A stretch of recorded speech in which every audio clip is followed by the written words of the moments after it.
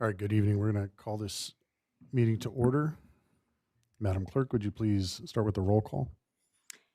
Good evening, Mr. Mayor. Yes, I will. Councilmember Spencer? Present. Councilmember Popescu? Here. Councilmember Rixby? Here. Mayor Pro Tem Daly? Here. Mayor Duper? Here. We have a quorum. Thank you. Thank you very much. We did not have any closed session items. We'll start with the invocation and Pledge of Allegiance. If you would please join me.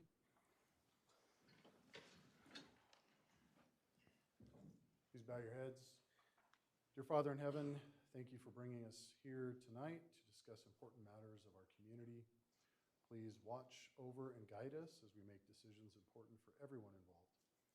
Thank you again for all your blessings, and thank you for the privilege to live in such a beautiful town and a wonderful country. In your name, amen.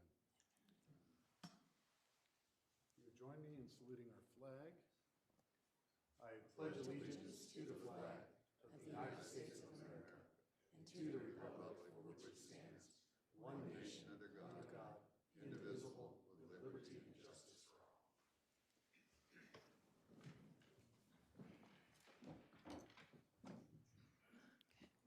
Mr. Typett, are there any items to be added or deleted?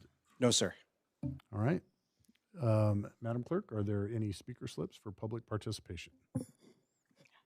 Thank you, Mr. Mayor. Mr. Mayor, yes, we do. We have Andrea De Leon.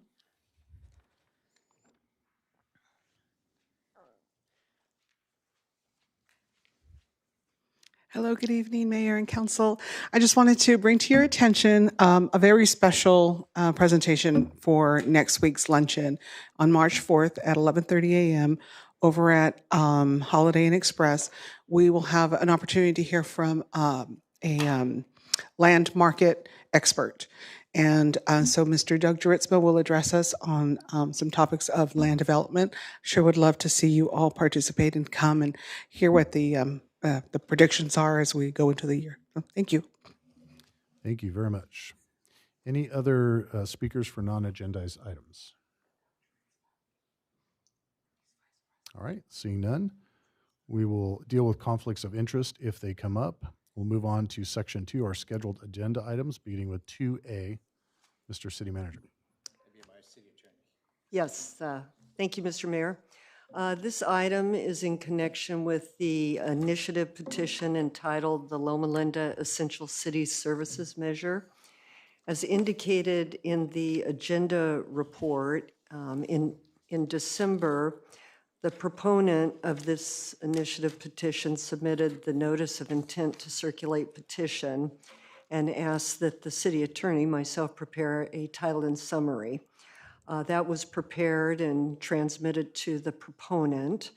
The title and summary and notice of intent was then published later in December, and the proof of publication was provided to the city clerk. On February 11 of this year, the petition was submitted to the city clerk for examination of the signatures.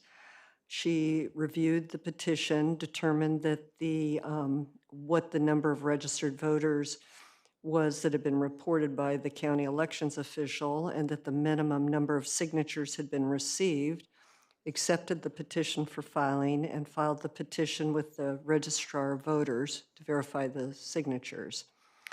The San Bernardino Registrar of Voters has verified that the petition contains the signatures of over 10% of the city's registered voters. And that's certification is listed in attachment A to the agenda report. As a result of the receipt of the petition, staff is recommending that the council take a variety of actions as indicated in the recommendation on the agenda report. The first is to accept the certification from the ROV in regard to the sufficiency of the initiative petition. And then we are requesting that you adopt a second resolution calling and giving notice of the municipal election for the purpose of submitting to the voters the measure, the Loma Linda Essential City Services Measure, enacting a 1% transaction and use tax subject to majority voter approval. I would note that Elections Code 9415 or 9215 states that if a petition is received that has the required number of signatures, the legislative body shall do one of the following: either adopt the ordinance without alteration at the regular meeting following, or submit the ordinance without alteration to the voters. A is really not applicable, the first option, because this item is subject to Prop 218, and whether it's an initiative petition or a council placement on the ballot has to be submitted to the voters. So we're asking, the first part of that resolution is submitting the ordinance to the voters as required by Election Code 9215. It's also requesting that the Board of Supervisors consolidate the general election, municipal election, with the statewide primary to be held on June 2 of 26. Also directs the city attorney to prepare the impartial analysis of the ballot measure.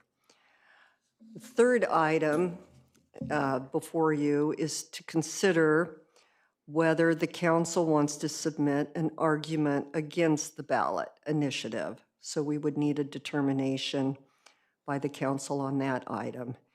If the council chose to submit an argument against the initiative, then we would consider another resolution providing for rebuttal arguments, if that's what the council would like to do. The next item is to introduce on first reading an ordinance, the proposed ordinance, adding Chapter 3.34 to Title 3 of the Loma Linda Municipal Code to enact or establish the 1 cent sales tax, subject to final approval by the voters.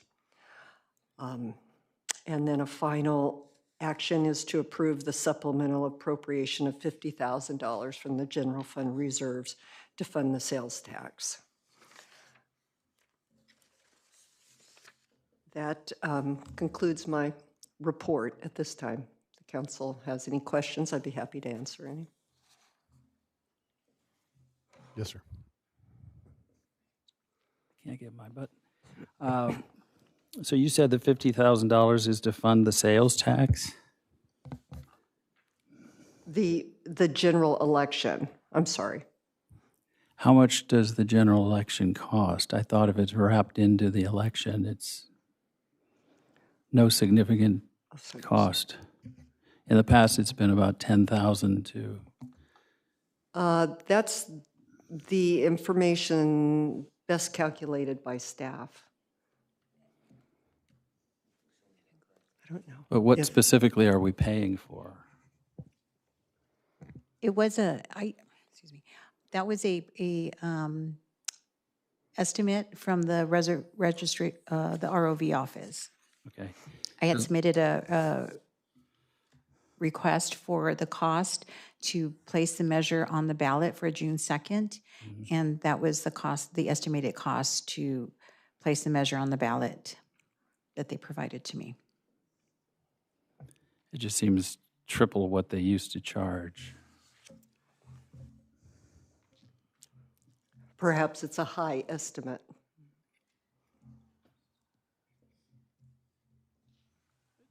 I'm assuming there's going to be a public hearing on this as well, but before we get to that, so on the $50,000, I saw in the staff report that says part of it is going to be for educational purposes. Who's educating what and whom?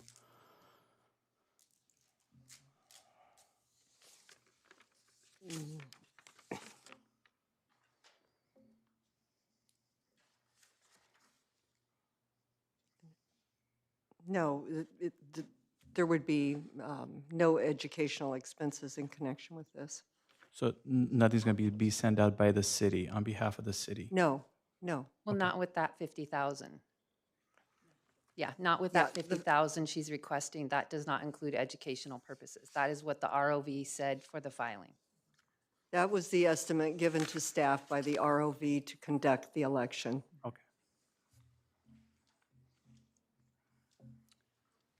Okay, any other direct questions? Okay, this is a public hearing, so open the public hearing. And Madam Clerk, do we have any speakers? Yes, Mr. Mayor, we have one speaker that registered, Kathy Glendridge.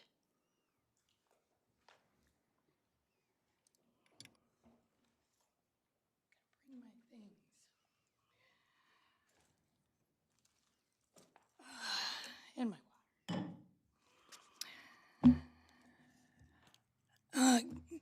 gosh. Good evening. I'm Kathy Glenrange. As some of you know, I have some experience in citizen-sponsored initiatives and referenda petitions. I'm also a lawyer. I helped draft and pass Loma Linda's Managed Growth Initiative, Measure V.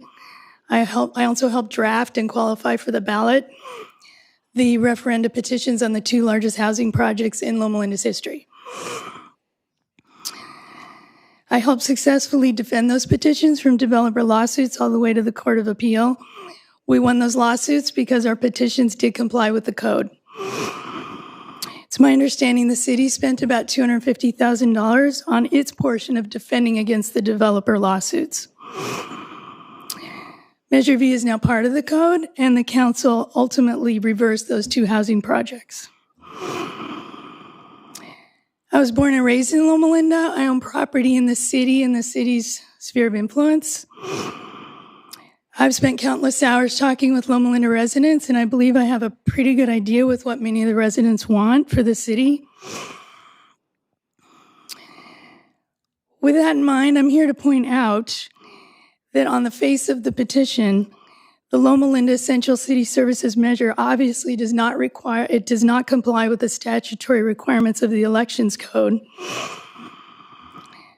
Therefore, it should be rejected by the city clerk and the council should not put it on the ballot. There are registered voters who are also strongly opposed to paying the higher taxes the measure would implement if it passes. They also want the proponents in the city to follow the law. They've hired an attorney, and that attorney sent a letter to the city clerk stating that she must reject the petition because on its face, it does not comply with the statutory requirements of the election code. It's not clear from the agenda because it wasn't in the packet whether the members of the council received that letter, but I have a copy for each of you, which I can give to you at the end of my speech, for lack of a better word. The city clerk replied in a letter to the law firm that she did not find a basis for rejecting the petition. She is incorrect in that assessment. If you proceed in putting this fatally flawed petition on the ballot, it is probable that the city will get sued. You've already gotten a letter from a law firm. There are voters who care enough to have hired this law firm. In addition to the $50,000 that the city is proposing to spend related to the election, and by the way, the report to you from the city attorney does say they're asking you to approve the $50,000 to fund the sales tax measure general election, voter information activities, and the assessment to administer the new tax. So you were right. What are the voter information activities? Anyway, so if you put it on the ballot, it's like the city's going to have to spend a substantial sum of the taxpayers' money to likely unsuccessfully defend this petition. As the California Appellate Court stated in Alliance for Better Downtown Millbrae versus Wade, and I'm quoting, I'm not interpreting what the court said, the city clerk's duty is to perform the ministerial function of ascertaining whether the procedural requirements for submitting an initiative measure have been met. The court further stated the following: the clerk is obligated to do a straightforward comparison of the submitted petition with clear statutory directives. The city clerk should refuse to certify a proposed measure if noncompliance is manifest on the face of the submitted petition. And numerous cases recognize local election officials have a ministerial duty to reject initiative petitions that violate one or more statutory procedural requirements. The city clerk concedes in her response to the law firm that a city clerk has ministerial duties under the election code.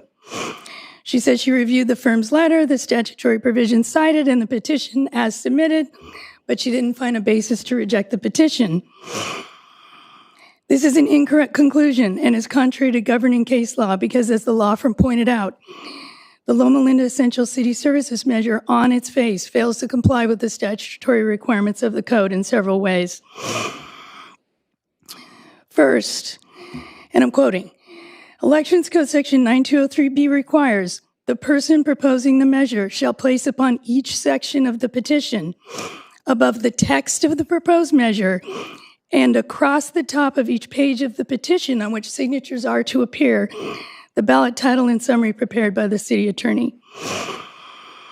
9203B goes on to specify how the ballot and title summary shall appear before the text of the measure. It states, here set forth the title and summary prepared by the city attorney. It further states, this title and summary must also be printed across the top of each page of the petition whereon signatures are to appear. The code section clearly requires the title and summary must be printed above the text of the measure and across the top of each page of the petition on which signatures are to appear. This measure is fatally flawed because it's undisputed the title and summary are not printed across the top of each page of the petition whereon signatures are to appear. City clerk concedes this in her response to the firm. In her letter, she says, your letter correctly notes that the title and summary do not appear on the signature page. Due to the statutory requirements in the controlling case law, that ends the argument right there. Nevertheless, the clerk stated, as the title and summary are before the signature page, rather than reprinting the title and summary across the top of each signature page, no required information is missing from the petition.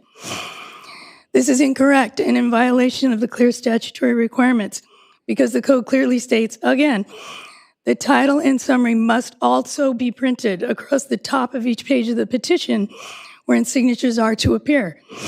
Here, that required information is indisputably, it is missing from the petition.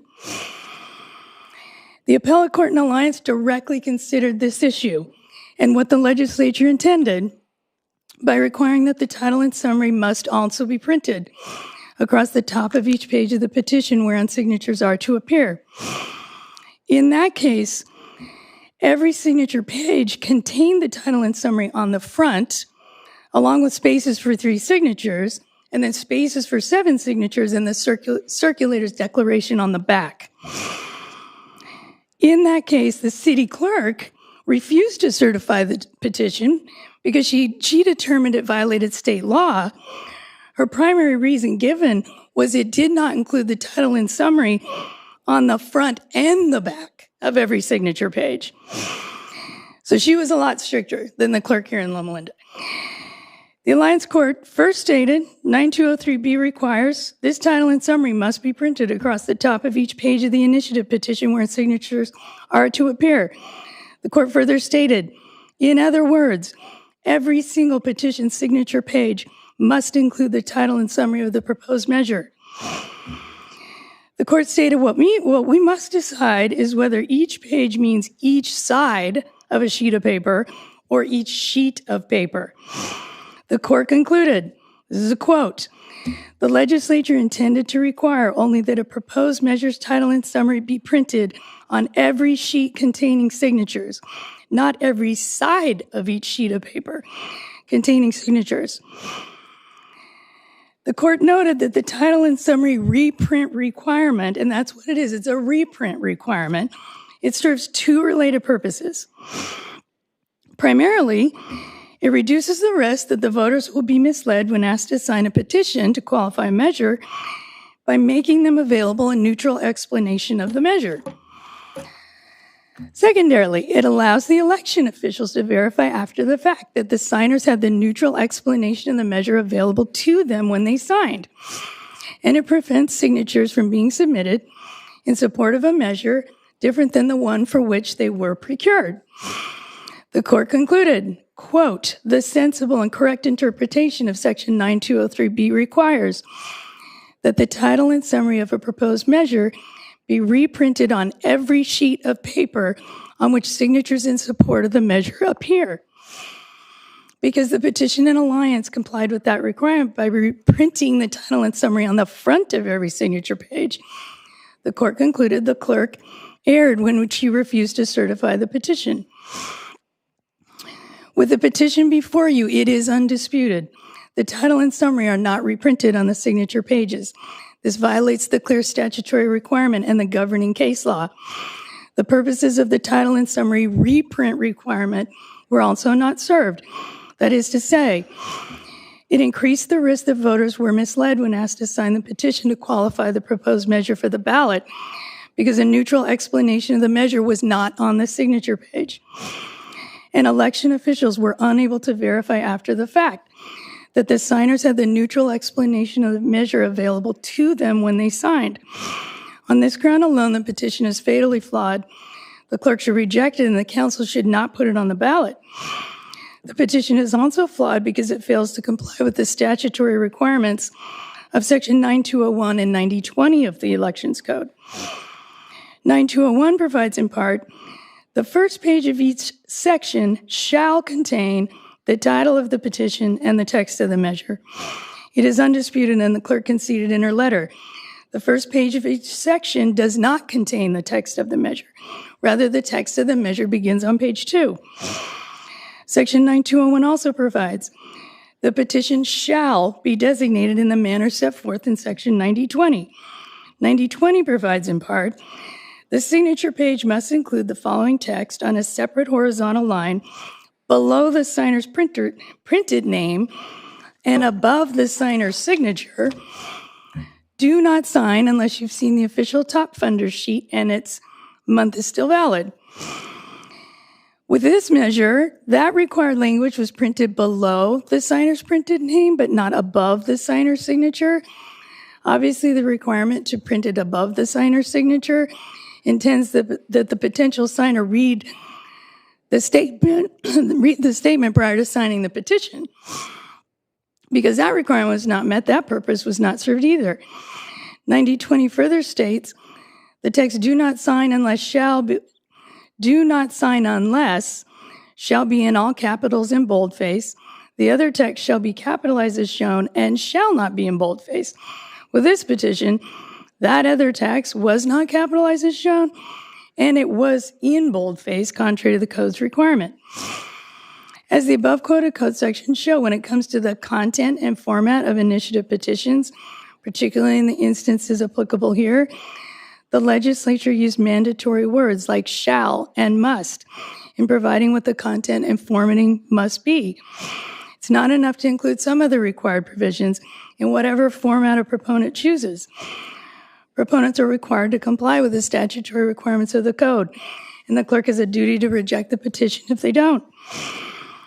And there are purposes which explain why the legislature has required the content and format which they do. For those reasons, I urge you that this petition must be rejected by the clerk and you shouldn't place it on the ballot. And as I noticed, if you do, the city will probably get sued and will have to spend considerable sums of taxpayer dollars unsuccessfully defending this fatally flawed petition. I also believe that the question which would be submitted to the voters on the ballot is confusing and misleading, and it at a minimum should be rewritten to correct those issues. This ballot question is on page 3 of proposed resolution 2026-08 in your packet. So the ballot question asks voters whether they want to adopt the measure to fund various listed Loma Linda general services by enacting a 1-cent sales tax. I believe this is confusing and misleading because it is not a 1-cent sales tax. It is a 1% sales tax, and that is very different. 1 cent is not the same as 1%. This is clear because the ballot summary prepared by the city attorney states the measure would enact a 1%, in quotes, parentheses, 1% increase in the sales tax rate. And it also states this tax will add a 1 cent to each dollar, $1 of taxable sales and transactions. The measure states it would impose a tax at the rate of 1% of the gross receipts and impose an excise tax at the rate of 1% of the sales price of the property. The staff reports and proposed resolution state the measure would impose a 1% sales tax. If voters pass the measure, they'll be paying far greater than an additional 1 cent in transactions. They will be actually paying 13% more in taxes. 8.75 divided by 7.75 is 1.13. Furthermore, I believe it's my understanding the text of the measure does not have to appear in the ballot booklet. And even if it does, many voters are only going to read the ballot question prior to voting. Therefore, it's critical that the voters understand what the measure will actually do, particularly when it asks people to raise taxes on themselves. Again, I have a copy of the law firm's letter, which I'd like to provide to you. There also wasn't a closed session regarding this letter. The clerk just replied to it and CC'd the city attorney. And so it's unclear to me whether any of the council members have seen these legal concerns and the clerk's reply and had an opportunity to discuss with the city attorney any of these concerns. And I would just like to note, earlier the city attorney quoted a code section to you, and she emphasized the word shall when she was telling you your options. And I just want to remind you, the word shall in that section is no more important than the word shall and must in the code sections I quoted to you regarding the clerk's duty. The city, including the clerk, must follow all the sections of the code. And shall and must in those sections are important too. And that's so the voters know what they're signing and they know what they're voting on, which is very, very important, as I'm sure you all realize. Thank you for your time and for letting me probably go over my 3 minutes. Can I give each of you a copy of the letter? Who would I give it to? To the lawyer. I hand it to the lawyer? Okay. Well, she already has a copy. We want to see a copy because we haven't seen it. I can't believe this is all these legal arguments, and we're the first time we're being told about this. It's incredible. I thought our job is to make sure we pass legally required laws, but if we can't even comply them and be aware of the fact that there's issues, that's very concerning. I have a question. Kathy.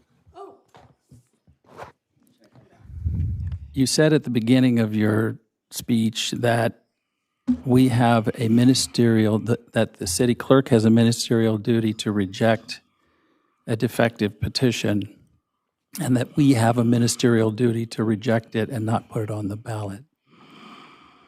Is that something in code? You know, it's very clear the clerk has a ministerial duty to reject it. Because on its face, it doesn't comply with the clear statutory requirements. I don't have a code section in front of me, but I cannot imagine that the council is powerless to not direct the city clerk to follow the law or to say, I'm a voting member of this body. There's got to be some way that we have the ability to not put fatally flawed petitions or measures on the ballot when we think the city might get sued. You guys are on notice the city might get sued. At least you are now, because now you know a law firm sent the letter.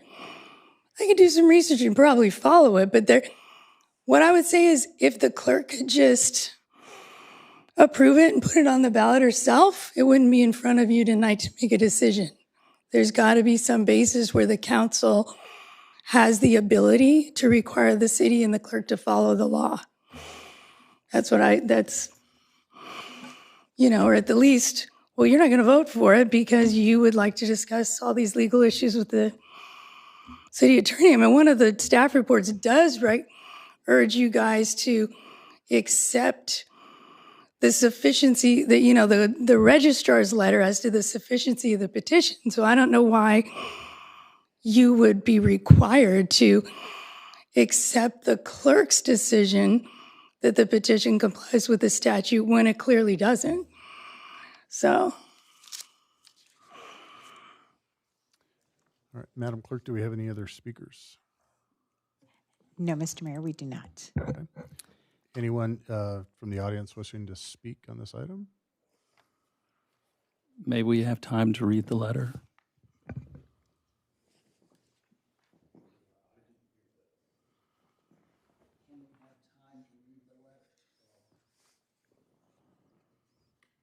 Or you can just read it to all of us. No, we don't need to read it. Who submitted the letter, or who are they representing? Is that anonymous? It says registered voters interested in the Who initiative is- process. Diane, who is the one behind the letter? Like, who is you can't have a legal anonymous, Well, they don't state who the So it's concerned anonymous. registered voters are. And if the council wanted to take a recess to review the letter, the council can certainly do that. I don't think so. I think it's very concerning when there's an anonymous legal letter. I'm not sure that matters. The fact is, we're fact not is- following the law. There's almost 10 different cases. This isn't I think just it's- willy-nilly. I think it's an anonymous precedence, and that's very concerning, given how many signed the petition over what percent over what was even required? And I think if we sit here and say, no, the other side also, for the work that they did and the people, how many signed, Lynette? 1,000? 2,000, what were certified, how many? 1,951? I'd say you'd have 1,951 angry community residents that signed in good faith. So they equally could file a lawsuit Well, it doesn't work against that way. an anonymous letter. That's a stretch. Yes. I'm going to sue They you could- to they raise could my e- taxes. Well, they could sue for the work that they put in to reclaim the work that was done. They have every right, just as much as this anonymous group has.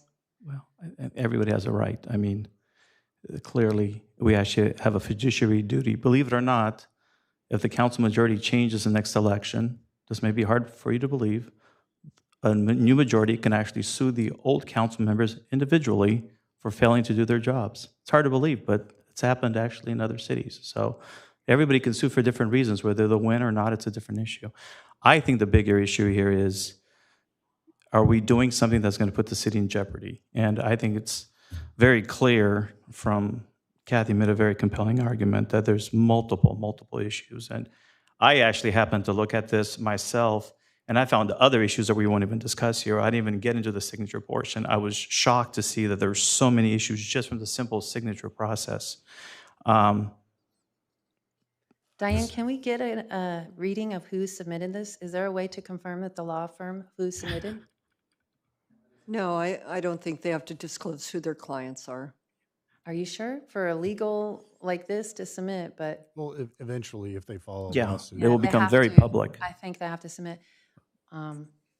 Yeah, I think it's the same. I think, the community in good faith has put this together, and for us to sit here and not allow them to see, the outcome on the ballot measure, I think it's a harmful thing to our community to even allow them to get to this point, to allow them to work hard collecting signatures, that we're going to stand here and say, too bad for you.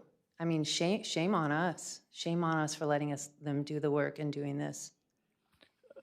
I don't want to argue what the community is, but I don't know if anybody can provide me any evidence of Mr. Sinclair actually collecting any signatures. Is there any evidence they actually collect any signatures? In fact, is there any evidence that a single resident of Loma Linda actually was involved in collecting signatures? Were there any actual Loma Linda residents? Yes. Yes. One, okay. Well, no. One?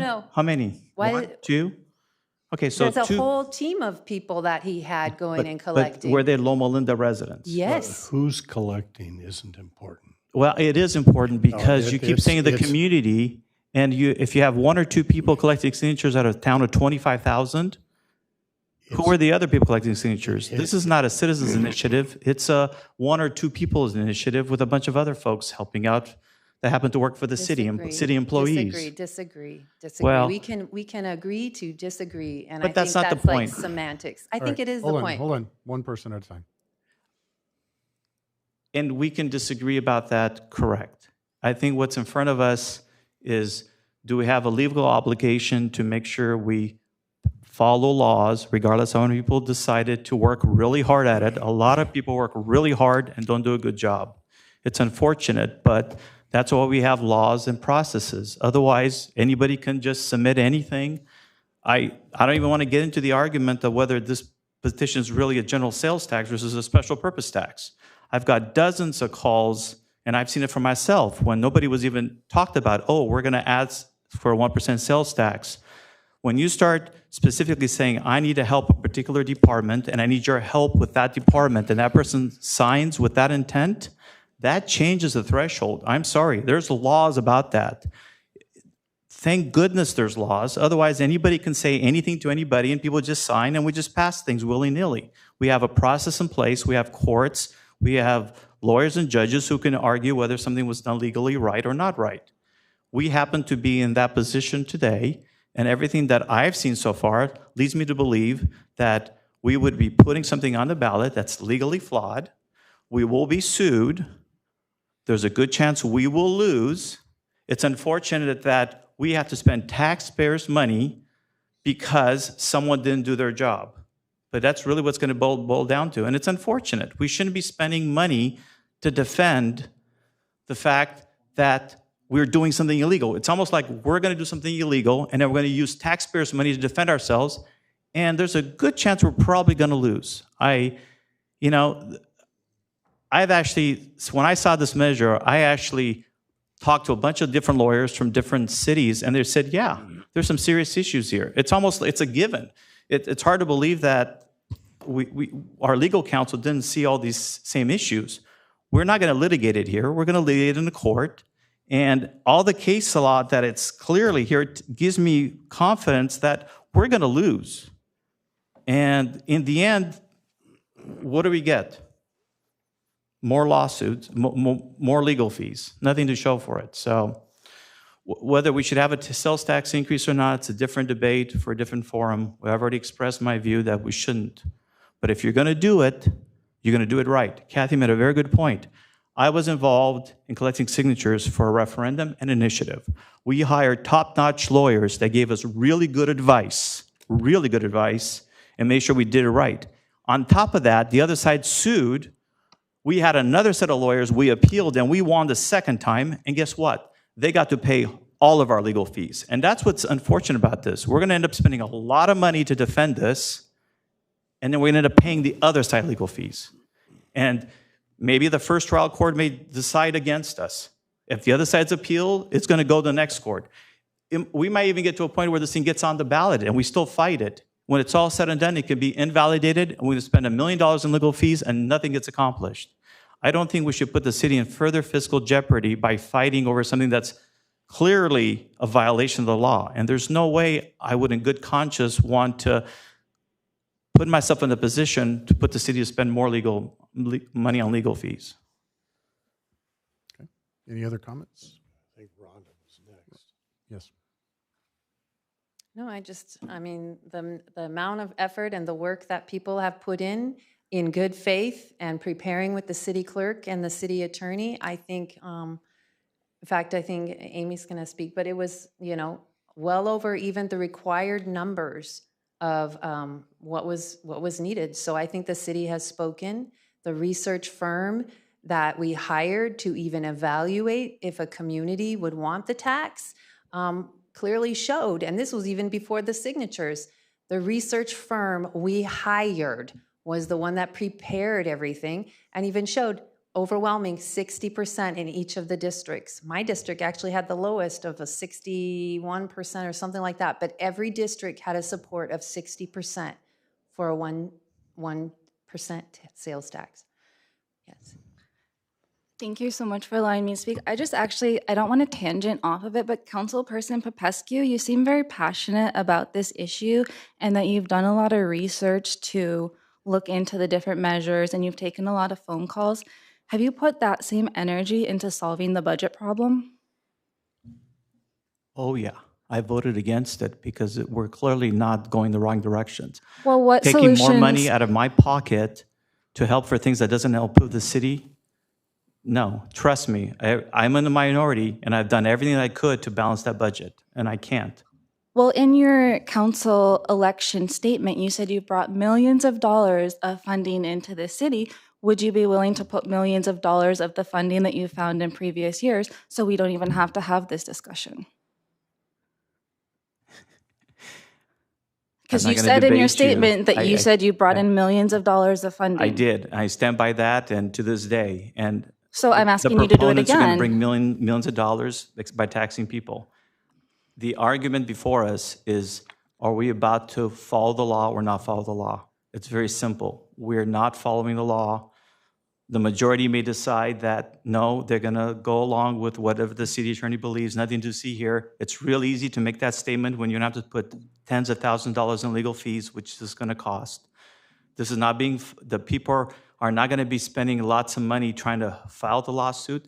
The people are going to end up forcing to pay taxes so they can defend a lawsuit that they shouldn't have happened. It's just ridiculous. But anyway. Well, we ridiculously paid $40,000 to a research firm where there was no intention of using their data.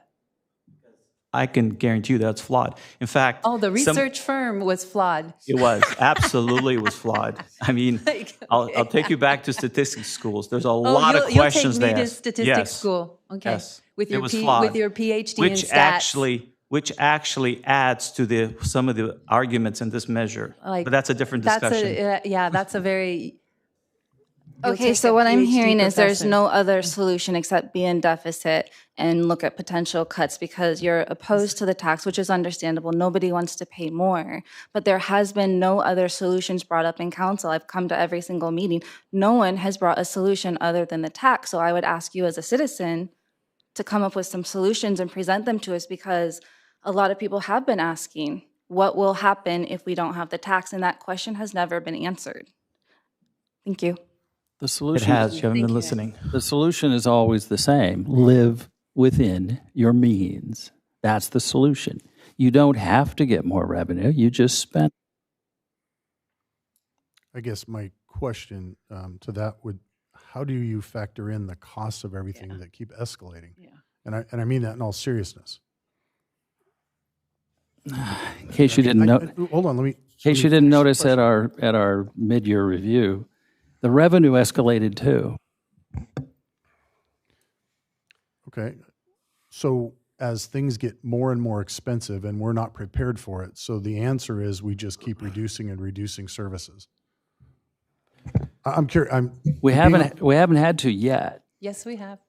So what have we done? So if you'll notice, two of the signs for everybody, two signs that a city is facing significant financial challenges, they begin cutting positions. So we're down 12 positions to 1.7 million. 5 of them are like senior management.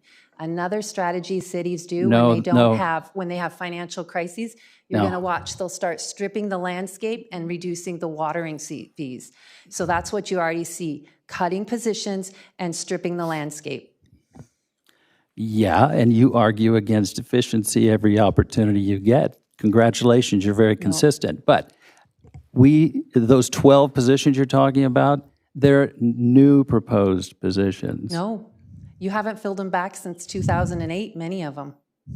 This is true. And we've been very successful with that. Not. How many not on citizens paper. are clamoring for more middle managers We don't have at the city hall? Like, we don't even have the basic essential programs, what you have for families. Many kids want sports. You don't even offer sports. I asked, can we have an annual or a quarterly newsletter? The city told me we can't even do a quarterly. We don't have anybody. Even Okay, to do so these why kind of aren't- essential basic things that you Why aren't expect. those things on the ballot initiative? What you've got on the ballot initiative is stuff that's already paid by existing taxes. Filling potholes, for goodness sake. We're the best pothole filling city in the world, and we don't have any tax increase to do it. Why is that on the initiative? Well, there's it other makes things on people there as think well. you put stuff in there, and it basically that was makes exactly from you, the person we it paid. basically But makes a you lie also of the have- statement that you these are also essential have- services being go funded by over this to tax. The senior center and ask This them what tax they is have. not funding the potholes. The senior center doesn't even have basic essential food. They're asking me, There what are you plans- give is enough to feed a squirrel. Then they asked me, can we do any outings? What do you do for seniors? You're not even I open think you're on forgetting- Fridays. I think you're we forgetting- don't even open the city on Fridays anymore. I think you're forgetting that the city turned down this initiative. This is a citizens initiative, and you're making the city argument. You lost. I don't understand what you just Yeah, said. I don't, me neither. The city voted down the initiative. They shouldn't have. It failed. You lost. What initiatives did they vote down? We voted down this very same initiative. He's referring to city us as council. unanimous. The body. city council is the We city. needed 4 out of 5. And you we did not got meet 3. the super majority requirement. And So so the the city point of what- voted it down. The point of this initiative is to turn it over to the citizens, And not the to citizens- city council. And the citizens largely consisted of city employees who aren't even citizens of Loma Linda. You lost me there. The citizens We did initiative it. Yeah, is largely pushed by city employees. that's a perspective. That is the not- truth. No, that's a perspective. You came up with 2 people who That's are... nobody said anything about who it was. It's just a perspective. You're just, it's, The that's city, reaching. A this, standard deviation. I will of- remind you, the city Standard turned deviation. down this 200. initiative. And if any money is spent of the 50,000 in favor of the initiative, that's a gift of public funds to those citizens. I've got several things to say, but I want to hear from Just a quick comment. I was out there. name and Oh, sorry. address. Ryan Sinclair, 11520 Orange Grove Street, Loma Linda, over here, I think in Councilmember Rigsby's district. It's a good thing. I see it as a good thing. I didn't see it as overly complicated as it's before. And I did this working with with Lynette and the city attorney and just followed what they said. And that was it. And I stood out in front of Walmart a little bit and got some signatures, and that's that. So simple to me. That's all I have to say. All right. Any other? I have a couple of Yes, sir. comments to make. I mean, this is not a new issue. This is an issue that's been discussed in closed session and public session multiple times. The attorney, frankly, I'm offended that you wait until the last minute to bring this letter to us. That's not right. I can't comprehend all of this. That's point A. Point A. Yeah. Okay. No. Dusty, it's his turn. I haven't seen it. That's the problem. The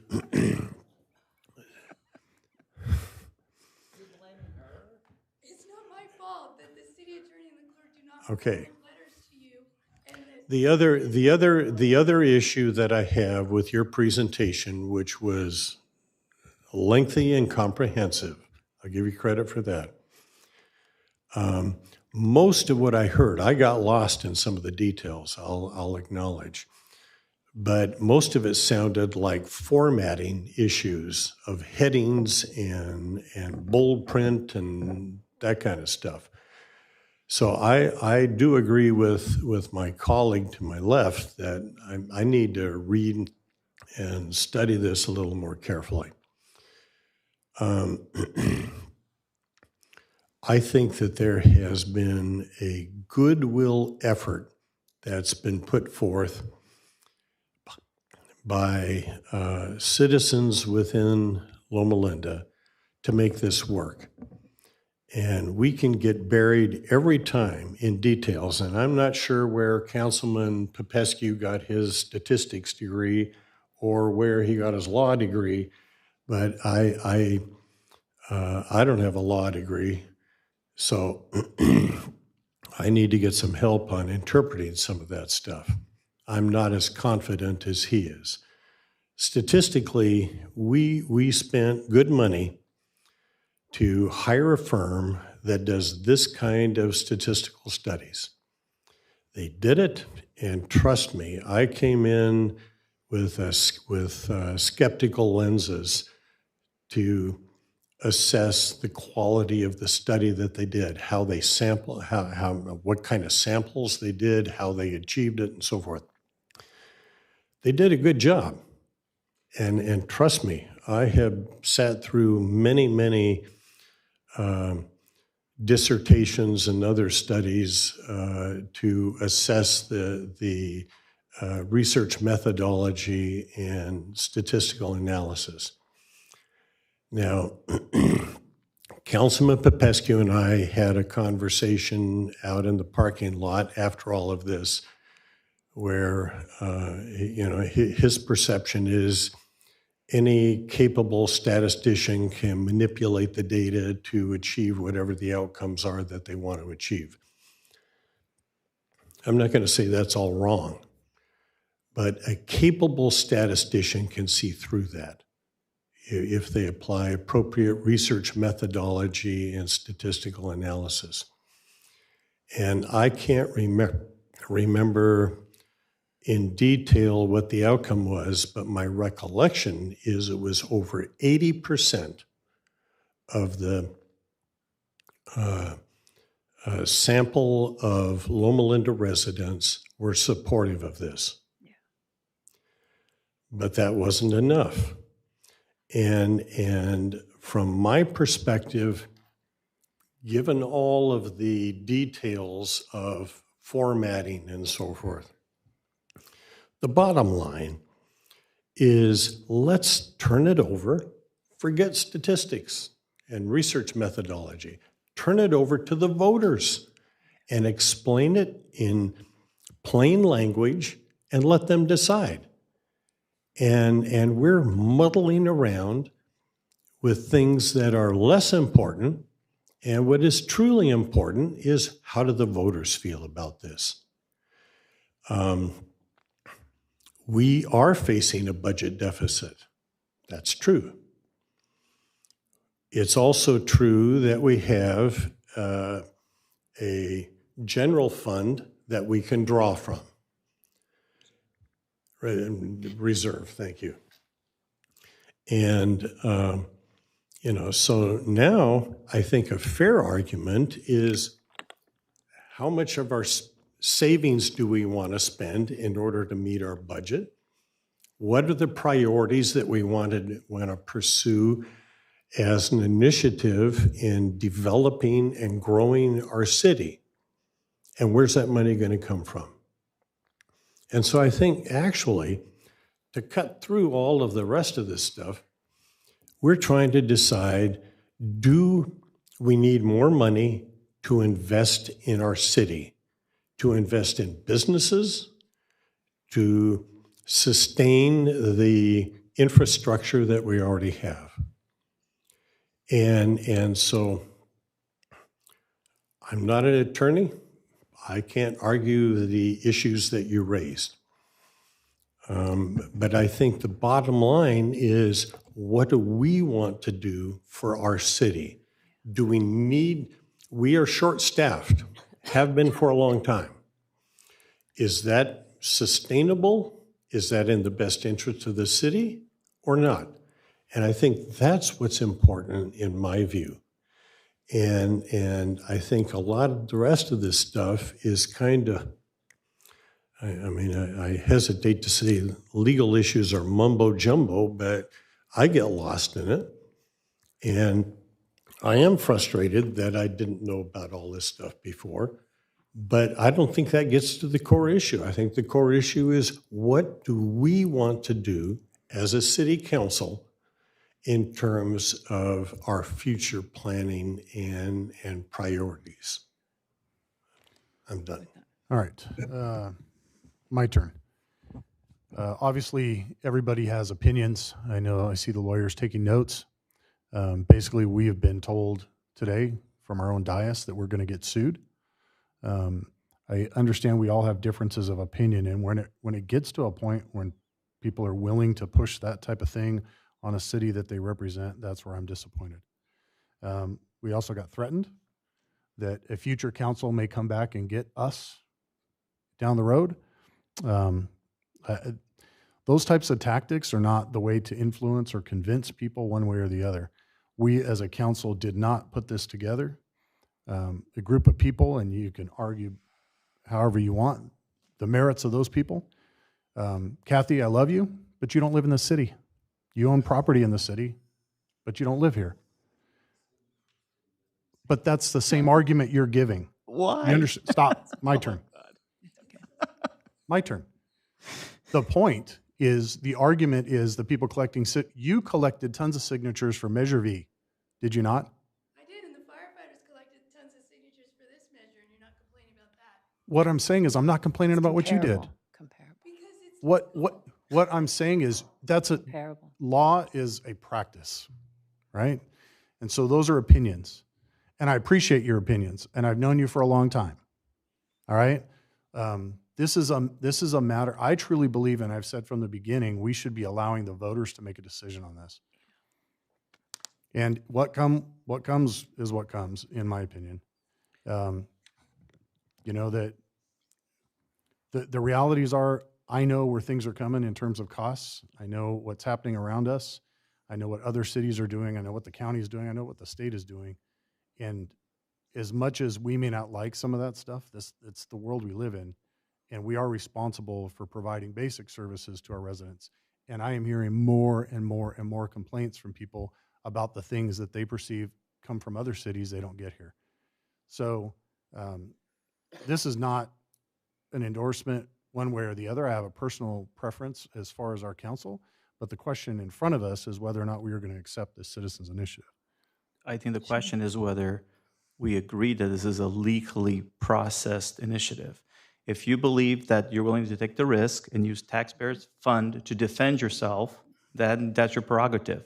I'm saying we shouldn't be using taxpayers' money to try to defend a flawed initiative. I just don't think that's a good use of public funds.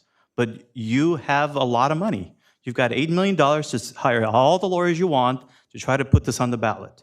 So the question tonight is, are you willing to take that risk? And what I'm hearing from you, I know you guys are arguing about statistics and getting at the last minute, but nobody's arguing the fact that we have laws and a process, and you're willing to put that all aside because the intentions were right and a lot of people worked really hard. If that was the case, Donald Trump would be winning at the Supreme Court. His intentions are right, but the Supreme Court said, yeah, you can raise tariffs, but guess what? There's a process in place. You got to go back to Congress, and that's what you do. Same thing here. There's a process in place. You follow the process. You maybe disagree about schematics and bullet points and formatting, but that's what laws are. If anybody can just practice law by showing up in court and saying, this is my brief and this is my counter brief, we would have chaos. Nobody can make any decisions. We have a strict process. And that's what's so beautiful about this country. We have laws and regulations and we follow them. One side of the party, whether pro-taxes, against taxes, we all agree that when the court decides this was properly done, hey, if we went through the process, we did everything. It was a lot of work. I think. And we got it on the ballot. Are we into the process now of making a motion? Should we make a motion? No, I just, you can make the motion, that's fine. I'm just making the point here that this isn't about letting citizens vote. This isn't about this. This is about, are we following the law and are we willing to take the risk of not following the law because you know you have a lot of money. The three of you can spend $100,000, $500,000, $1 million. You have the majority. You can spend all the tax money you want to make sure that the citizens' voices are heard. Even though every one of you has made an argument, even tonight, we need more taxes. We didn't make an argument, we need to live within our means. We didn't make an argument about how we manage our money. No, we need more money, and we basing it on all sorts of other factors. Okay. Mr. Rigsby. No, I'm going to respond to you. Before there was ever a citizen-led initiative, okay? When this came to the city council, and it's come to the city council twice, you publicly said from the dais that you would spend every resource and every bit of energy you have to oppose this. Absolutely. And that I stand for that. I appreciate I campaign on that. That's how I got elected. I said, I will not vote for increasing taxes. And if someone puts it on the ballot, I will fight to make sure it doesn't get voted on. Or I understand. You also said you were supported by public safety during your election, which you were not. So listen, you can say whatever you like, but you've made it pretty clear here that outside of the formatting issues, you're looking for a reason to stop this. no, if you guys had done it right, we would have been fighting a different battle with flyers and signs. It would have been a whole different argument. I follow the rules. If they What did I say? I said, if we can't vote for it, you go get signatures. What did they do? They went and got signatures. Fine, they followed my advice. That's great. But if you're going to do it, you got to do it right. If you're not doing it right, I don't care how many signatures you find. For someone who understands statistics, you've got to look at the facts. And the facts is, if you don't do it right, you will lose. And I don't know, you don't care, because it's not your money. That's a problem. That's what really upsets me. We're not taking money out of our own pockets. We're using public funds to try to tax the people. And we have unlimited amount. But if you fight Kathy or maybe some of her friends or someone, they have to then spend tons of money, and tons of money is going to be back and forth. And I'm pretty confident when it's all said and done, they're going to get the money back, the lawyers are going to get the money back, and the citizens are going to be left with a big bill. And it's all because we just wanted them to vote on raising their own taxes. And boy, if we hadn't given an opportunity to vote, they might have voted the right way. Forget the fact that we're following the rules or not. We just want them to vote. And just for the record, there's 2 attorneys here, maybe more, I don't know. We have a city attorney who's authorized this, and we have Kathy, is that right? Yes, yeah. Okay. So it's not that we're just working blindly through the dark. Dismissed the letter. You said it was nothing. You didn't No, think it was no, much no, to no. it. He said he's going to read it. So this brings up my point. All right, I'm going to call for the question. Wait a minute. No, Wait a minute. Let's We're make a at a I point. want respectfully, I want to ask for 2 things. Okay. I want the time to read the letter, and then I want the city attorney to give us a legal response to what Kathy said. Because she hasn't responded to that. Okay. Is there a will to have that done? I'm ready to vote. I think everything is stalled. You don't want to hear the legal response? You don't want the opinion of your We attorney? heard the opinion of the research that collected the surveys and the information from the city, that the city would support it, and we didn't put it forward. So I'm done hearing all of the back and forth and back and forth. Put it to the citizens. Let them vote. So What if the- I what make if a the- motion. What if the city attorney says that this is an illegal? I would make a motion. Thing. I would like to make a motion Okay. What is your motion, ma'am? that we follow the recommendation of what the city manager and the city attorney are recommending for this ballot measure. Now, I do have a question on that for the city attorney. Is it appropriate to take it all in one motion, or do we need to go individually? I would suggest you break it down and do it resolution by resolution. In the recommendation, it'd be numbers 1, 2, 3, 4, 5, and 6. Okay. All right. What is there a motion? What's the first one, Diane? Can you read it? Or what's the? It's to adopt the resolution R 2026-07 to accept the certification of the County of San Bernardino Registrar of Voters as to the sufficiency of the initiative petition entitled Loma Linda Essential City Services Measure Ordinance. So the first motion is 2A. Oh, there it is, 1A. So that's the council bill. I should probably defer to Lynette on reading these. So I make a motion. May I ask a So question? Are we up against any kind of deadlines in terms of submitting this? Yes. Yes. What are those deadlines? Today. What? Today. Yes. Today? Yes. Yes. So if we defer this, It's dead in the water. we've missed the opportunity. Correct. Yes. So I'm going to make a motion that we adopt the resolution #R-2026-07 to accept the certification of the County of San Bernardino Register of Voters as to the sufficiency of the initiative petition entitled Loma Linda Essential City Services Measure Ordinance. So I just do them one at a time? Okay. We have a motion. Is there a second? Second? Yes, sir. Like I said, I want 2 things. I would like the time because this is the one that is impacted by the letter.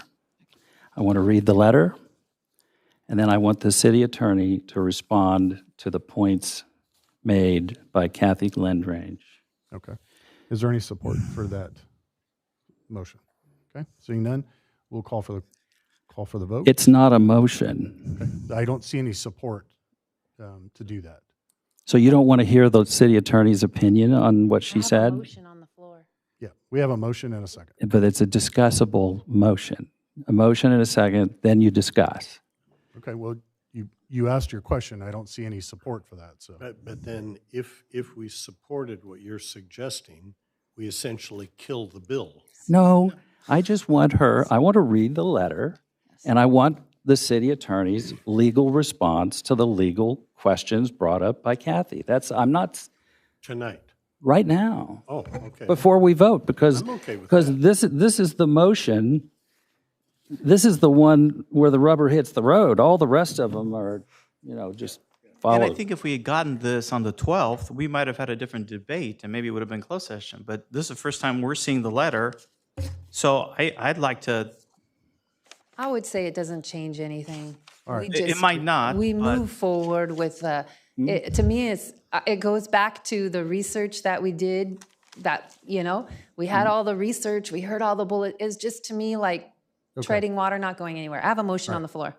You do. I propose a substitute motion that we do the two things that I requested, give us the time to read the letter, and then request the city Okay. attorney to give a response to Kathy Lindrange's as comment. and the I'll city second attorney- the substitute motion. Hold on. As the city attorney, well, okay, you second the substitute motion. I think I have a resolution, but now you've done a substitute motion, and we have a second. All in favor of the substitute motion? Let me just clarify the substitute motion, that we take a recess where we can each read this letter, and the city attorney has the opportunity to review it further, and then we reconvene. I believe the city attorney has Well, already reviewed. That's where I want to go with That's, this. they've already reviewed That's not what it. this motion said. They've Right. already reviewed it. Right, so I don't think we need to go that far, because this was read by the city attorney, I'm assuming. I want the city attorney's response to the comments of the attorney.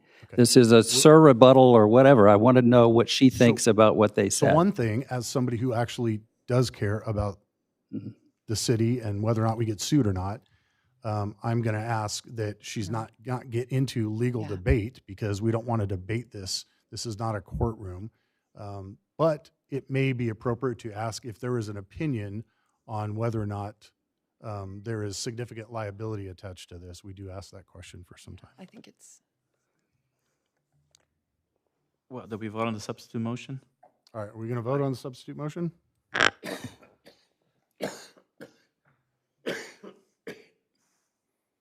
That was yes? it's semantics. No, Yeah. I'm okay. Hey, That's 3 votes. I'm a long-term faculty member, so I believe in reviewing data, and I am frustrated I haven't seen this until tonight. So, yeah, I'm okay with reviewing it and then coming back and then continue the discussion. Okay, how much time? What? How long does it take you to read the letter? You can read it in all of 2 minutes. It'll be over. I can't read this Oh. in 2 minutes. Oh, I thought Dusty wanted to I'm not read as it. smart as you are, Ovi. The lawyer has already reviewed it. She's already seen this and responded to this. Maybe She has So not she responded has to us. I agree. She hasn't, yeah. And I think part of the initial response was rebutted by Kathy, because I was listening to everything she said. I can't help but think this is actually just to stall, again, the vote. And I'll be honest with you. I'm kind of suspect that that you two haven't already seen this letter. So I'm going to ask you: are you the citizens that are behind this? Oh, I wish I could. I would gladly help with this. I am surprisingly shocked that someone was smart enough to do this. This is actually pretty dang smart. There are people who told me there's a lot of issues with this initiative. None of these were any of the stuff that I saw. This was new stuff. What did you see? Oh my gosh, I have lots of writing. You want me to go Wait, through all the you various also issues? have to understand, because we all serve on different boards and task forces and so forth. And I can tell you that I'm going to be careful how I say this, but the vast majority of communities all around us have already approved and enacted this. This is not unique. This is not an outlier. And if you want names, I'll give you names of people you can talk with. But this is not unique. This has been happening for the last 2 or 3 years. I do not disagree with you. That's not the argument tonight. And even Tonight- if there was, this is the first time a citizens initiative was enacted by people says, please raise my taxes. All of those other cities you counted, the city council put it on the ballot, not the citizens. As we So if you're should gonna have, do it- as we Hold on. should But you got to do it have. Hold on, But hold on. you legally. You lost. got to As do it we legally, should right? have, You based on the lost. recommendation. You The problem lost. with that Based argument, on the recommendation. You lost. the problem with that argument is that you have already said you won't allow it to get past the city council so the citizens can vote on Yeah. it. Because That's I've the already challenge. argued. I think that it's- you got to do, if they had done it right, I have no choice. I had to put on the ballot. But why would I want to put something on the ballot that I know I'm going to get sued? Okay. And I'm going to get, now, Let- does the think- city attorney Let me ask you this real persuade quick. you that we're going to win this? Real quick. Maybe she just can persuade voted. me that you this have a- letter is just a bunch of mumbo jumbo. You have a list of all the things that you had an issue with. How did you come up with that list? I ran it through a lot of people. I talked to a So few you, lawyers. So you looked at the petition. Oh, yeah. Oh, absolutely. How did you look at the petition? I reviewed it. I read it. And well, I'll give you an example. No, I understand, but how did The how did question you- on the table is how you No, get, you got How it. did you review the petition? Because none of us saw it. Yeah, The petition. What petition? How did you review it? the signature petition. The signature petition? Yeah. I asked the clerk for a copy of what they submitted, and she gave it to me. Okay, so you did like a public records request? Yes. Okay. And It's I not- actually went and I It's took not a picture of public it. records request. It's a city councilman's. Yeah, Records and I went request. to and talked to the firefighters, and I had pictures. I took a picture of it myself. Some other people took a picture of it, and I'm like, okay, well, good. So I got the. So now you're accusing me of finding out what the initiative is? You took I'm pictures? just curious how you got Yes, that information. absolutely. Because You took I can't- pictures with them. Wow. I took pictures of the initiative and of them, sure. So it's kinda- So you asked the first question. I made the point earlier. General purpose tax, money could be used for anything. When you're really focused and the way you articulate the argument that this is going to fund a fire station or public safety and everything's related to one subject, multiple law firms have stated, big flaw. That changes the whole prospect. Now it becomes a special purpose tax. So by nature, even if we put it on the ballot, let's just for sake of argument, let's say they did all the signatures right, they did the tallied battle summary, everything was done the way it was supposed to, in the right order. It still had flaws relative to the way it was worded and the way you persuaded. There's rules in place about putting initiatives on the ballot. You've got to give people accurate information. If you do not follow the law, you are subject to a lawsuit. And that's really the argument. Dusty makes a good point. If these are legitimate legal arguments that could put us in liability, we would have an obligation as a council to try to see if our attorney can say, no, I disagree. I don't need to argue case by case, but I'd like to see a legal opinion as to why she thinks and dismisses this. Never mind, we haven't even discussed the fact that this letter is the 12th, and this is the first time we're seeing it. That to me is, I don't even know what to think about that. Well, I guess I have another question for you. Was it addressed to you or was it addressed to the clerk? It was addressed to the clerk, but it affects something that so we're doing today. I guess I'm not quite certain why this would even come to a city council if there's no issue in front of us and it was addressed to the clerk. But if there's a chance that we're going to get sued and we're about to ask to do something illegal, just because some law firm has an issue with one particular item, we need to be aware of. Yeah, But that's a difference of opinion. But anyway, Yeah, no. I My- hear what you're saying. I guess I'm trying to understand where you're going with this.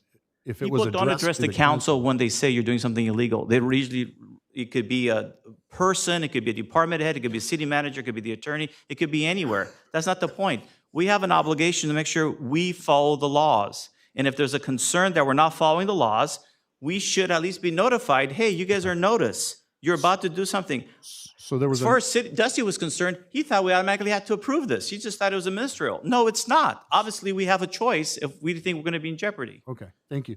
So I do have one other question, and I know Kathy provided us the letter that was served on our clerk. You mentioned, you said, and you read the letter that our clerk sent back to the law firm. How come we don't have a copy of that? You know, I figured that the city clerk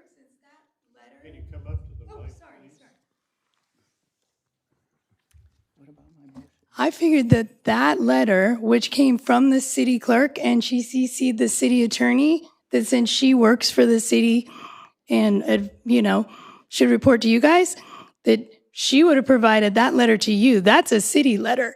Okay. Like, So there is a rebuttal letter. Yeah. there is, yes. The city Okay. clerk So sent then, a letter. In all fairness, if we're asked to consider the legal argument here, There's already been a should we see rebuttal. both sides of the You argument? absolutely Agree. should. I And the 100% city agree. attorney I want to was, see the city attorney's role. I want to see the was rebuttal. a rebuttal. Absolutely. Okay. The city Kathy, you have a attorney- copy of it? I do have a copy of it. Lynette- The city Diane attorney does. was CC'd the city clerk's response. And I was surprised that neither letter was in the agenda packet and that there wasn't a closed session. Because, I mean, as you know, so when it comes to the attention of, you guys, that someone's raised a legal issue and you're being asked to act on something, you should be aware of potential litigation and potential legal issues. So I was very surprised. Wasn't in the agenda packet and there was no closed session on it so that you guys were allowed to read the letters and consider them and get the attorney's advice. Rhonda seemed to know that the clerk and the city attorney got together and responded to it. I'm not sure why one city council member knows when it's a citizen-sponsored initiative, but were the think other you- four you- alerted or just one city council member? You told us. No, she said that. You told us. You though. said it. You But told you us said- in your response to everybody when you stood here for 25 minutes, you told us. I did not tell you You because did I tell did us, not know. And then when I called tonight, I have the flu. I wasn't even going to come here. And they told me on a Zoom that I need to be present here because of this back and forth as well. Okay. But you also said, so I found out tonight that Okay, there's well, a what back you and said forth with you. is that the city clerk worked with the city attorney in the response. I did not know that. What I said That's what is you that- said. No, Or I didn't. That's what I understood that you said Okay, in your what I 25 said minutes. is what I know, which is that Okay, I so- saw the city clerk's letter and she CC'd the city attorney. And that's why I it's thought not- they were working together, is based on what you said. You've never seen this letter before tonight? I have not seen any of this. No, I do not have a copy of this letter, and I do not have a copy of what she said. So you indicating that I do is in error. All right. Did so- you? I was Dusty- just Dusty, replying all to right. you explaining it. Okay, we're done. We're done. Okay. Thank you, Kathy. All right, so we have a substitute motion and a second to review this document and get an answer from the city attorney. Ron, what kind of time do we need to do that? She has it already, I think. 10 minutes? Yeah. Okay, Dusty, is that 8:30, fine. your, okay, that's your substitute motion? Is the maker of the second? Ovi? Confer with one another because it's. Brown eye. Obviously. I'll sit here. Yeah. So we can Read it sit, to we can yourself. actually sit right here in front of everybody and. Okay, so we're going to copy the other one. All right. Do you think the public deserves to hear what's in this letter, or? No, because I think that's legally preclusive. Okay.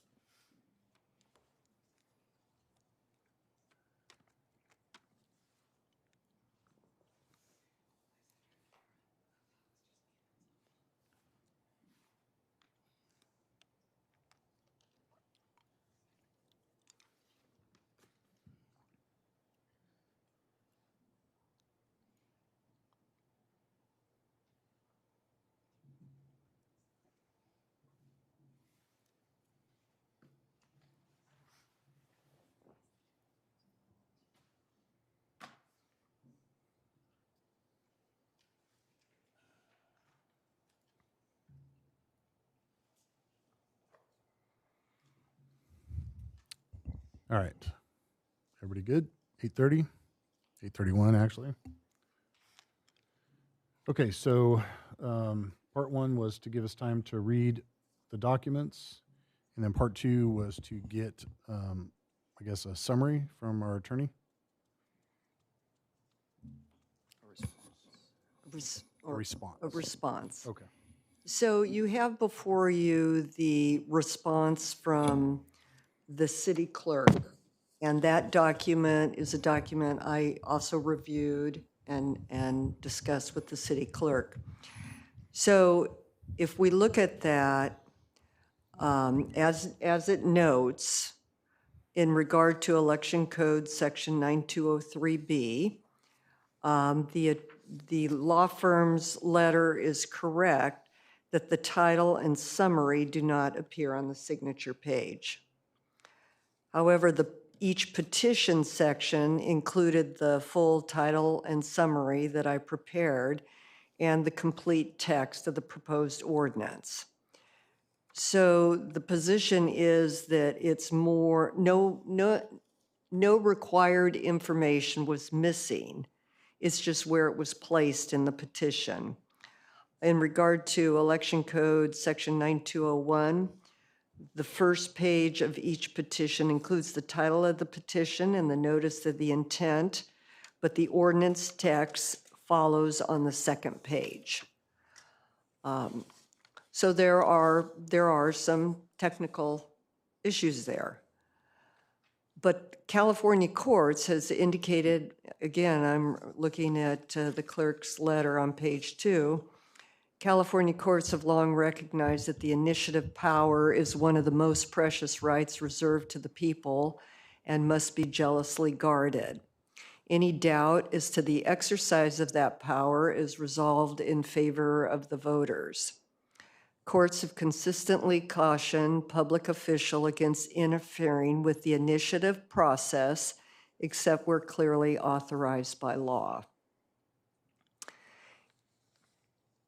And I would go on to note that California courts do apply a substantial compliance doctrine to initiatives. Technical defects or minor deviations from statutory form do not invalidate an initiative petition unless the variance frustrates the essential purposes of the statute or is likely to have misled voters or misled signers.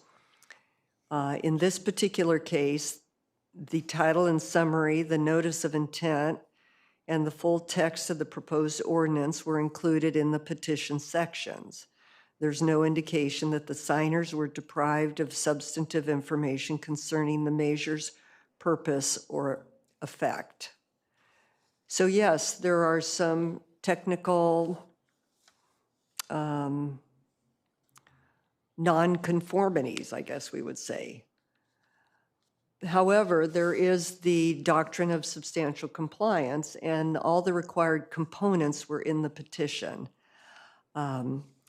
So based on that, the city clerk determined that because of this doctrine, she could not just simply reject the petition. And I would concur with what's set forth in this letter. So reasonable minds can differ. Obviously, there's differences of opinion. There were some technical items that were not strictly complied with. But again, the full information was provided to the signers, including the neutral title and summary, which I prepared. Okay, so we're back to the original motion. Does that still stand? My motion is, yes, I'd like to Okay. go back. Real quick. Very quick. Does the word shall mean anything in the law?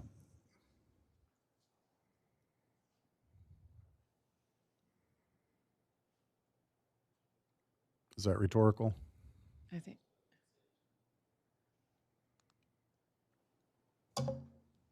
I would say it normally requires the mandatory duty. All right.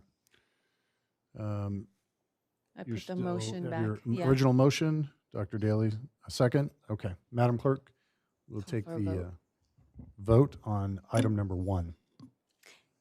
Motion is to adopt Council Bill R-2026-0-7, Resolution Number 3287, a resolution of the City Council of the City of Loma Linda, California, accepting the certification of the County of San Bernardino Registrar of Voters as a sufficiency of the initiative petition entitled Loma Linda Essential City Services Measure Ordinance.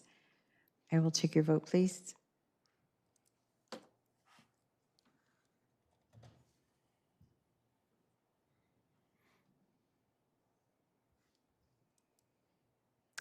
Motion carried. Okay. In regards to item number 2, Oh, mine went away. So I make a motion that we adopt the resolution hashtag R-2026-08 to approve the following.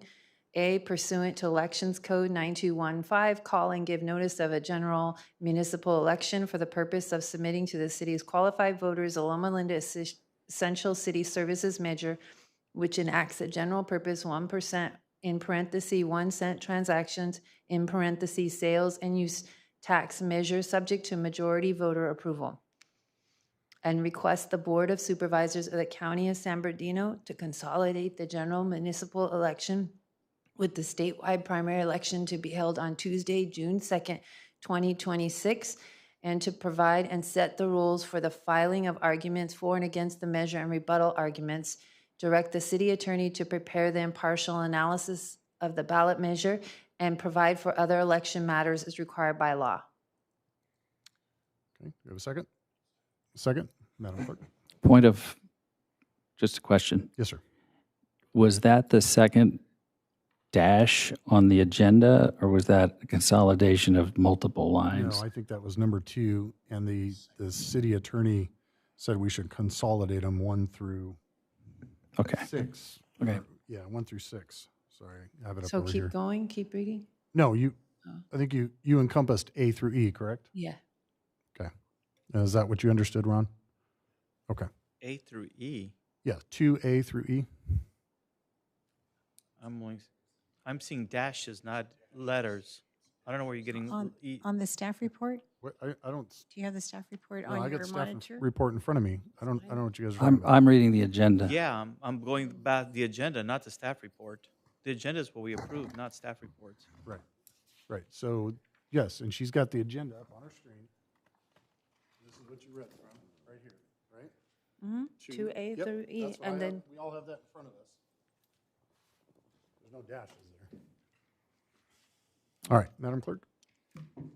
Bunch of dashes. It's on the screen right in front of you there. Yeah, but the screen.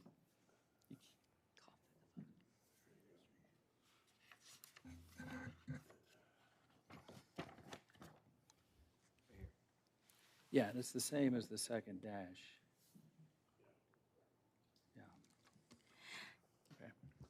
Motion is to adopt Council Bill R-2026-08, Resolution 3288, a resolution of the City Council of the City of Loma Linda, California, calling and giving notice to the holding of a general municipal election to be held on Tuesday, June 2nd, 2026, for the submission to the voters of an initiative entitled Loma Linda Essential City Services Measure, proposing an ordinance adding Chapter 3.34 to Title 3, Transactions and Use Tax of the Loma Linda Municipal Code to establish a 1%, in parentheses, 1 cent general transaction and use tax, in parentheses, sales tax, and requesting consolidation of that election with the statewide primary election on the same date. Directing the city attorney to prepare an impartial analysis of the measure and providing for the filing of arguments in favor of and against the measure. I will take your vote, please.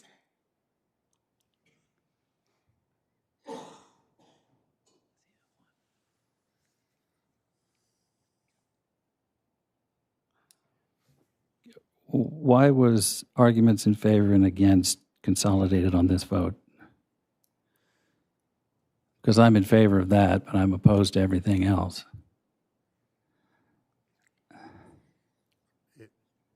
just the way it was prepared on the agenda, but you can vote no for it, and we'll probably end up doing that either way, so. Well, we can only do what we approve. Yeah, but we have 3 votes to approve it, so if he votes no, because that's not what he wants to see, either way, we're going to. Well, I'm wondering why arguments against are in the second and the third dash.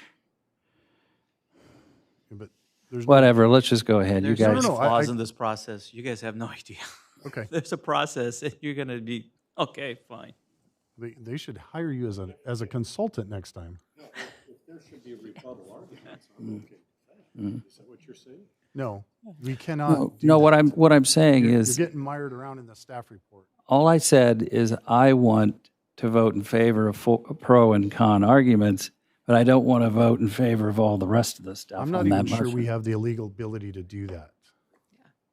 Just take I have a ministerial duty to reject defective. No, I understand that. Initiatives. I understand your position on that, but I'm not even sure that we as a city can do pro and negative arguments, right? Well, first, in the resolution that's before the council, the argument part is just establishing if there are arguments, how many words they can be, and the dates that those would be done.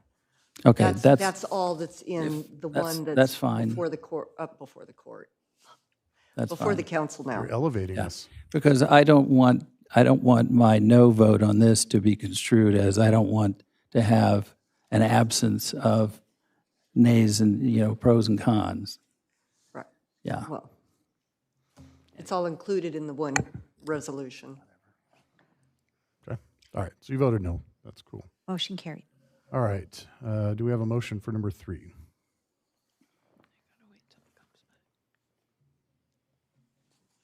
Okay. I make a motion, do we either consider adopting a motion calling for the city council to submit an argument against the ballot initiative and giving related direction to staff regarding how to proceed? I think we've already done that. It's an option for the council, but. I think we've already done that. It is one. Consider. Well, it's to advise staff as to whether the council wishes to submit an argument against the initiative. And then we would need to form a committee or decide who would prepare that. It's an option, so that's why it's on number the, 3. Do we before the need, do council. we I don't need this think- option? No, or what do you think, Diane? That's entirely up to the council. That's up to the, Okay. Yeah, I don't I think will we- say, I mean, I voted in support of this for my obvious reasons, but I think it's part of a democracy to have a rebuttal Yeah, that but people Ron, can Ron, read as Ron. well. Hold on. Well- Time out. This is the city rebutting what they have done. Yeah, we don't are want not, to, we do not want to do that. We're not proponing that. Oh, okay.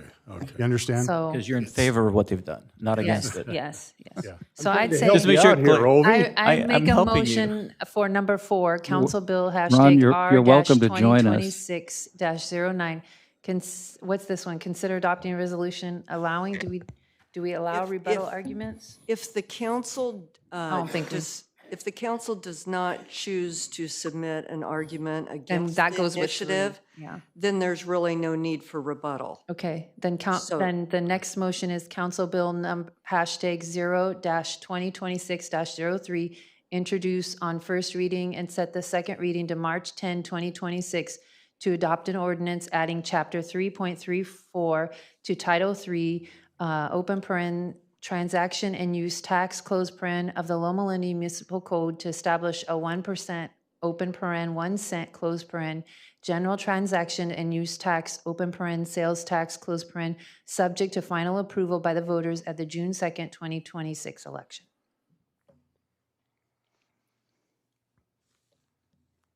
Okay, do we have a second? All right. Madam Clerk? Motion is to adopt Council Bill O-2026-03 on first reading and set the second reading to March 10th, an ordinance of the City Council of the City of Loma Linda adding Chapter 3.34 to Title III of the Loma Linda Municipal Code related to imposing a general transactions and use tax to be administered by the California Department of Tax and Fee Administration, open paren, subject to the final approval by the voters at the Tuesday, June 2nd, 2026 general municipal election, close paren. I will take your vote, please.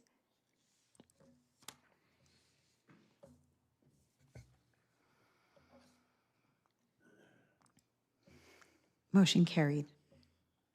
And then I think there's one more. All right. There's one more. Number One, six, then? Yeah. Let's see. I make a motion to approve a supplemental appropriation of $50,000 from general fund reserves to fund the sales tax measure, general election, voter information activities, and assessment to administer the new local sales tax.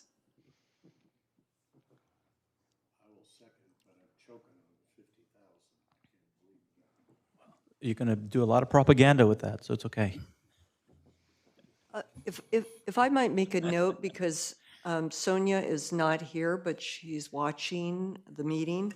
In regard to the 50,000, she stated that the 50,000 is the ROV cost, and education is what is on the description on their quote and explanation.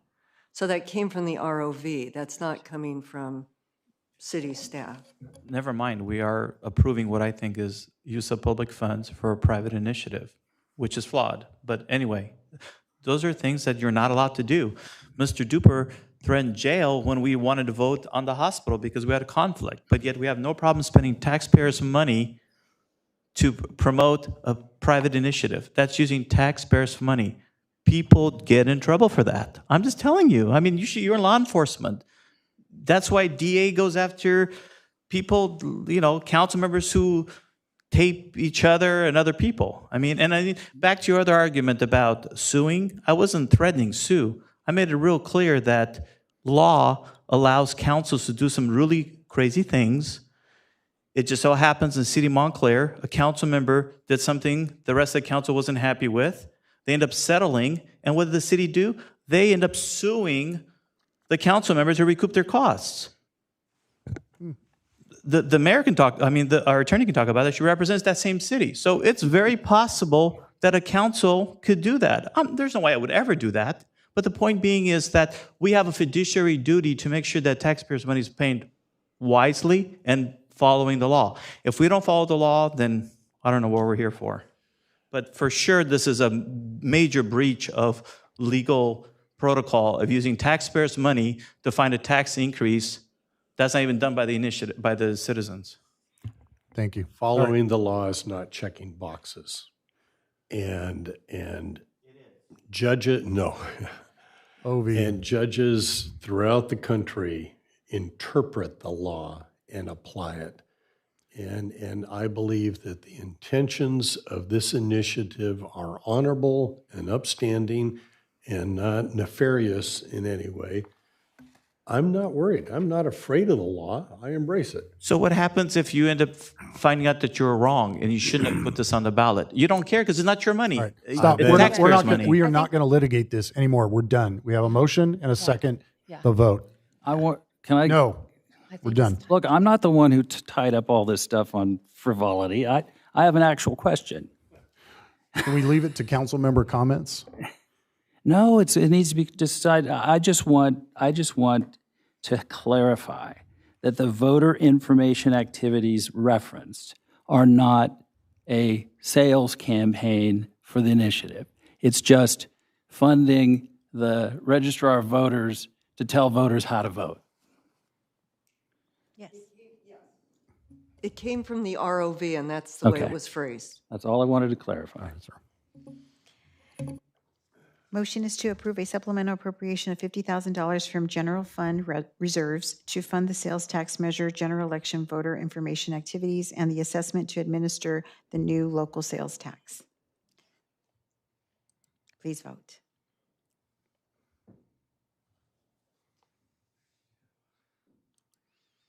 Motion carried. Okay. That was our only agendized item. Yes, sir. We're going to be meeting closed session a lot now. You know, I enjoy the debate, but at a certain point, we're not changing opinions. All right, so let's move on to the consent calendar. Move it. First and a second. There's some bipartisan action on this. It's not partisan. Motion is to approve the consent calendar items as submitted. Please vote. Nonpartisan.